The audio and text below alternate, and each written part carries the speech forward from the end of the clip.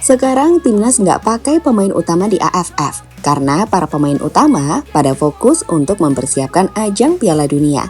Di sini Mimin akan ajak kalian untuk melihat sudut pandang para pemain tim Garuda soal peluang Indonesia ke Piala Dunia. Salah satunya dari Ivar Jenner hingga Ragnar Oratmangun. Sebuah peluang besar yang tentu saja membuat pemain-pemain keturunan makin ingin gabung ke timnas Indonesia. Terbaru, satu pemain yang buka-bukaan soal proses naturalisasi adalah Jordi Weerman, pemain keturunan yang mengaku sudah dihubungi PSSI. My name is Jordi Weerman, 25 years old, player of Madura United.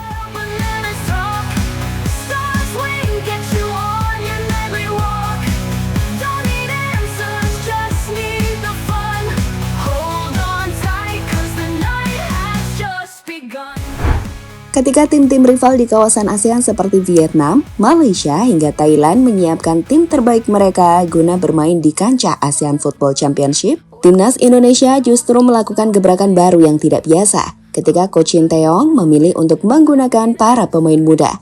Jadi di AFF ini, timnas tak memanggil para pemain terbaiknya. Mereka bertaruh untuk menggunakan pemain U22 dengan beberapa pemain senior, seperti Marcelino, Asnawi, hingga Arhan. Meskipun sebenarnya ketiga pemain itu toh juga masih muda.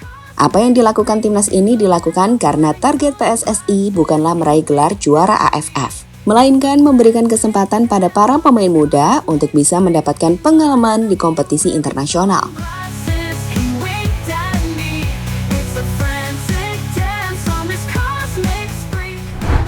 Jika target PSSI nggak juara AFF, pertanyaannya sekarang, apakah target PSSI untuk timnas? Bagi yang belum tahu, jawabannya adalah Piala Dunia. Ajang yang sangat jauh lebih prestisius daripada sekedar juara AFF.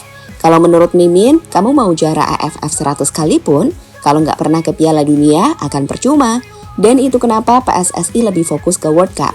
Apalagi peluang ke World Cup bagi timnas Indonesia terbuka lebar. Dan hal itulah yang baru-baru ini disampaikan oleh para punggawa timnas senior Indonesia. Seperti Ivar Jenner yang menyebut jika ekspektasi dan peluang timnas untuk ke Piala Dunia makin besar. Yeah, I think it's a big expectation to go to the World Cup, but I think with the team we have and the fans, the facilities, I think it's a big opportunity for us to go to the World Cup, and it's a big possibility. Selain Ivar Jenner yang optimis bahwa Indonesia bisa ke World Cup, hal yang sama juga disampaikan oleh Ragnar Oratmangun. Pemain dari FC Vidender ini menjelaskan bahwa menurutnya ada arus yang positif untuk ke sana. Mimpi Piala Dunia itu tentu saja realistis. Anda harus positif dan kami tampil dengan baik di grup kami yang kuat, ungkap Ragnar kepada media Belanda omroepbrabant.nl. Sementara itu, Kelvin Verdonk yang berbicara dengan media asal Belanda mengatakan jika kini Indonesia makin dekat dengan Piala Dunia usai kemenangan atas Arab Saudi. Kami kalah 0-4 dari Jepang, tapi kami meraih kemenangan penting melawan Arab Saudi. Kemenangan ini membuat Indonesia semakin dekat untuk tampil di Piala Dunia 2026. Sekarang semuanya sudah sangat dekat. Kami memiliki segalanya di tangan kami sendiri dengan 2 pertandingan kandang lagi. Yang terakhir adalah melawan Jepang, kami tandang ke sana, ungkap Kelvin Verdonk, sumber CNN Indonesia. Menurut Mimin, keyakinan para pemain ini tentu nggak berlebihan. Pasalnya, Indonesia saat ini tengah menempati posisi 3 klasmen di grup C dengan 6 poin. Hanya tertinggal 1 poin dari timnas Australia di posisi 2. Di mana dari 4 sisa laga yang dimiliki timnas, pasukan tim Garuda juga memiliki peluang untuk meraih 2 kemenangan di GBK saat bermain menghadapi Bahrain dan China. Tinggal lawan Australia. Harapannya timnas bisa memberikan kejutan di sana. Dan peluang kita untuk ke Piala Dunia langsung akan sangat besar.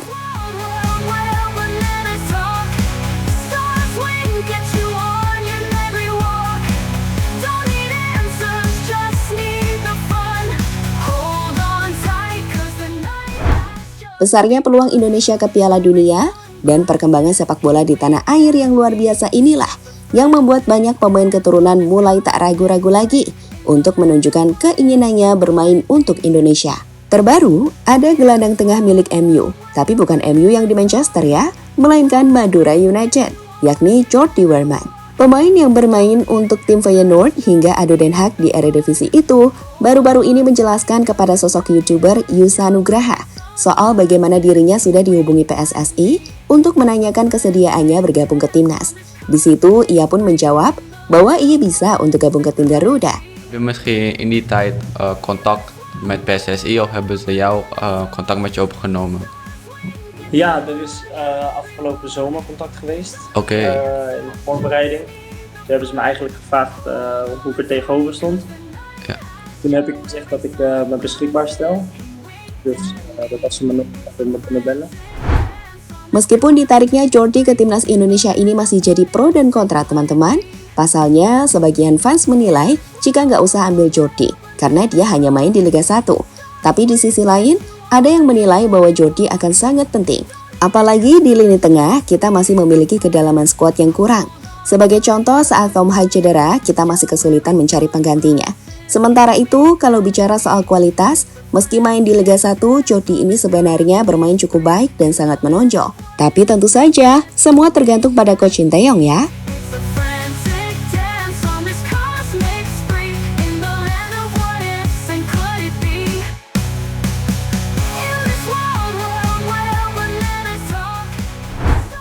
Sampai saat ini sendiri belum ada kabar lanjutan soal proses naturalisasi pada Jordi Wehrman. Di sisi lain, kalau bicara soal pemain lini tengah, PSSI sebenarnya juga terus dikaitkan dengan sosok Jairo Redewald, mantan pemain Crystal Palace yang saat ini bermain di tim Belgia Royal Antwerp. Jairo sendiri diketahui selalu mengamati perkembangan timnas, termasuk menyaksikan pertandingan Indonesia kontra Arab Saudi baru-baru ini. Tapi entah kenapa, hingga saat ini Jairo belum datang ke Indonesia. Hal yang membuat Mimin juga nggak paham dengan sosok Jairo ini.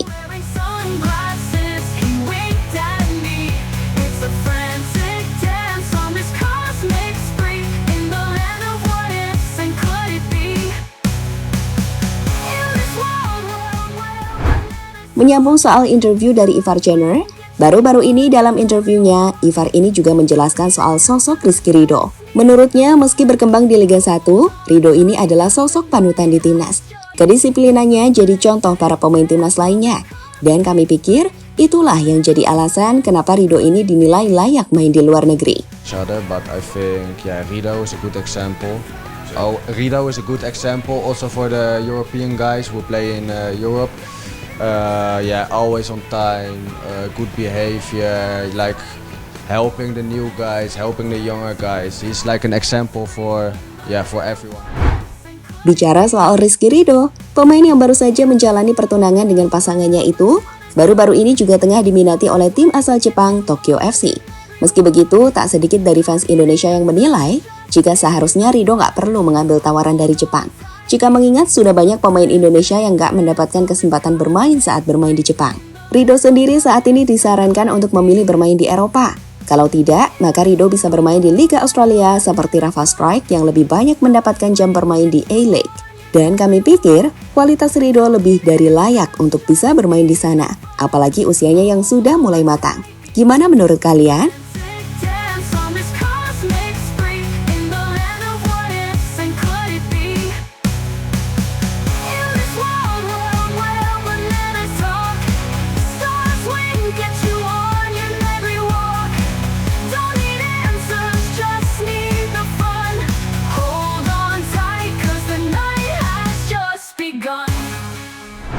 Jadi itulah cerita di balik gimana prestasi timnas benar-benar menarik perhatian banyak pemain keturunan untuk membela Indonesia.